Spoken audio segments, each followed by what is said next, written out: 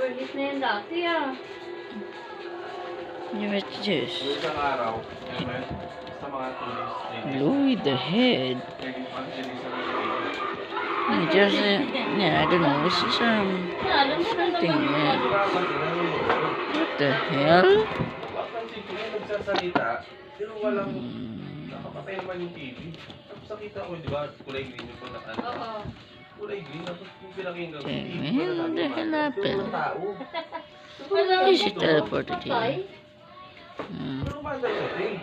Walang tao. It's just going to stir your soul. Ano nangyari dito? Paano daw mo? Nakikita mo ba? Wala ko talaga yung... Dang, man, you got straight into my soul, staring into his eyes. What the fuck? So that's it. So, what the hell happened here? Black and white? Oh! Kaya akala ko ganun.